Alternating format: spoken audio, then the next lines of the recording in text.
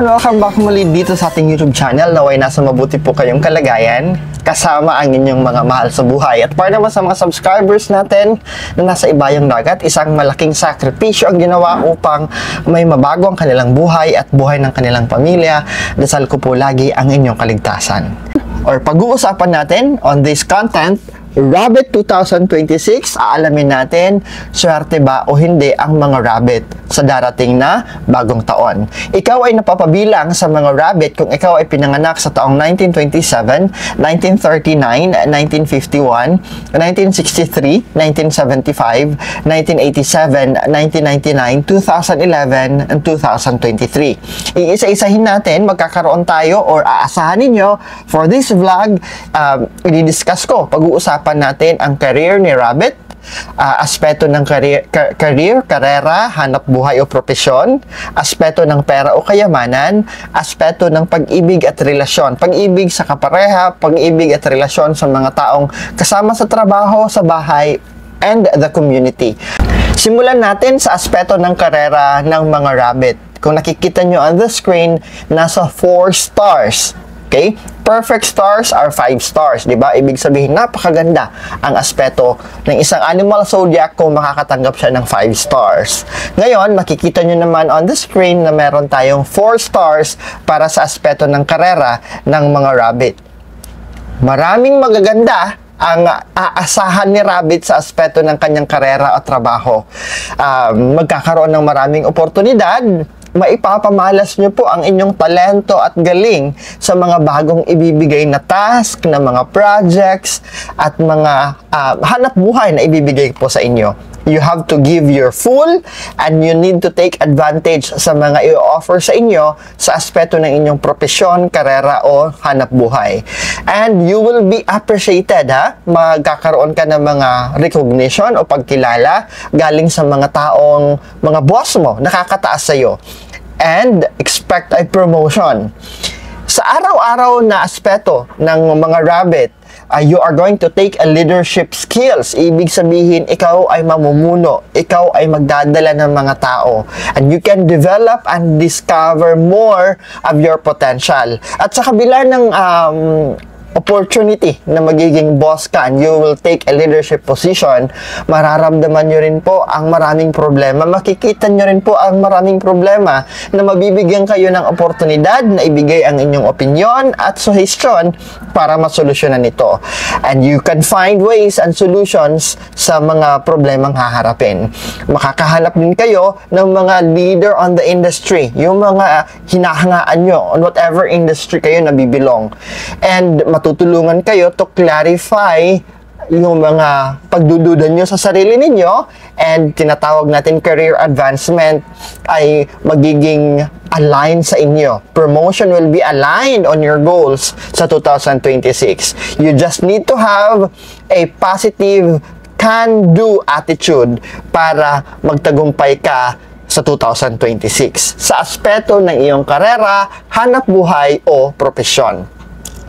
Dumako naman tayo sa aspeto ng pera o kayamanan. Kumusta naman po ang daloy ng pera o kayamanan para sa mga rabbit sa 2026?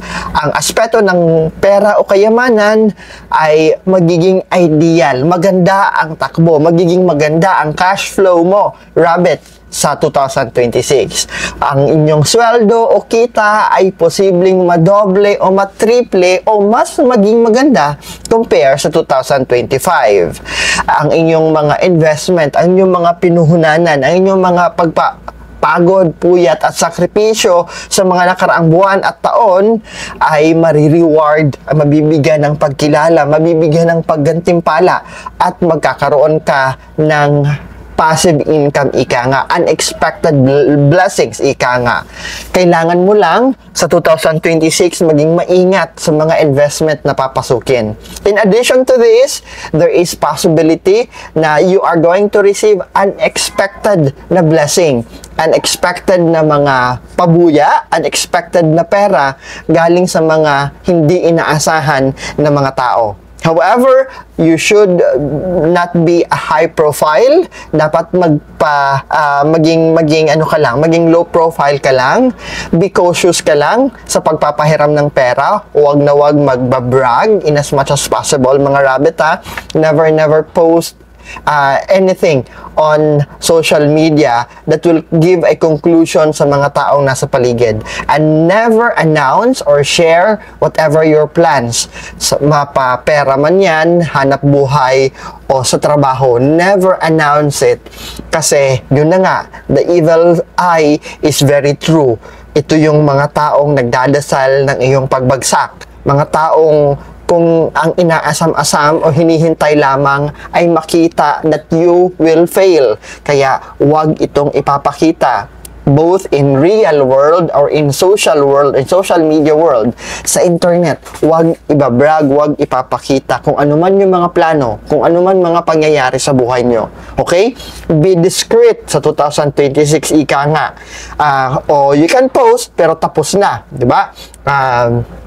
Huwag ipopost that you're planning to buy a car, but rather, post it if nandyan na yung car, di ba? O huwag ipopost na ipopromote ka. Rather, ipost mo na if na finally, na-fulfill at natanggap mo na, okay? Sa aspeto ng negosyo, lalago ang mga sinimulan mo sa 2024, 25, hanggang 26, okay?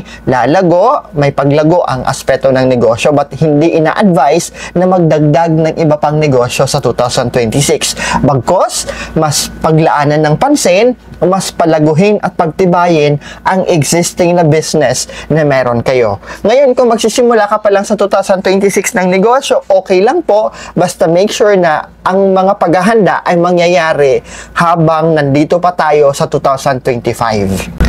Sa aspeto ng pag-ibig at relasyon, love and fortune ay hindi naman ganun kaganda, hindi rin naman ganun kasama.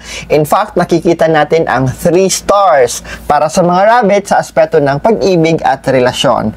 You are going to be more attractive, mas kaaya-aya ka, and very charming ka sa 2026. You are going to be invited in several events. Maraming events, maraming invitation, and of course, I would suggest puntahan niyo po. Okay? You will be driven by the society's invitation. Kung ano-anong mga invitation, mas maganda puntahan mo, dumalo ka, and it might be actually your opportunity as well to find inspiration out of those activities or events na iyong dadaluhan. Para sa mga single ng mga rabbit, you might find the true love sa 2026. If you attend more of social gatherings or social activities, baka dun mo makita o dun mo mahagilap, dun mo matagpuan ang magpapakilig at magpapatibok muli ng iyong puso. But of course, huwag padalos-dalos ha. Make sure that you find time to understand and know each other deeper. But of course, hindi may iwasan na may mga rejections along the way. But do not be disappointed, because ulitin ko, 2026 is actually a promising year para sa mga single. While for those na may mga asawa na o may kinakasama na ng mga rabbit, you might face temptations. Kaya mag-ingat po. They should and you should be loyal to your partner. Sa aspeto ng kalusugan, tulad din ng pag-ibig, merong 3 bituin tayong nakikita. Out of 5 star, 3 stars ang makukuha ng mga rabbit sa aspeto ng kalusugan ngayong 2026. Medyo may sabihin na lang natin that may may kailangan kayong pag-ingatan.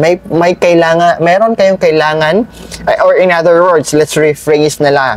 Health, fortune, or aspeto ng kalusugan ay kailangan pag-ingatan ng mga rabbit sa 2026. May dapat kayong mag-focus at yes, kailangan mangamba, kailangan bigyan kayo ng heads up para kayo ay maging handa. Ina-advise po that safety ang kailangan ninyong i-priority. Most especially kung magbabiyahe kayo. Ina-advise na hindi masyadong mag-travel on remote areas. Yung mga hindi masyadong familiar na lugar. Or else, aasahan ninyo ang mga aksidente. Psychological disease are possible, emotional problem, mental health ay tatamaan ka, Robert, sa 2026.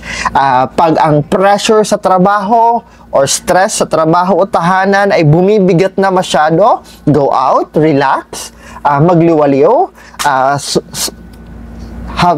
magplano ng outing with your family or kasama sa trabaho or with your loved ones. Go on with a short trip. Maligo sa dagat, mamasyal. That will be very, very good to recharge yourself, okay?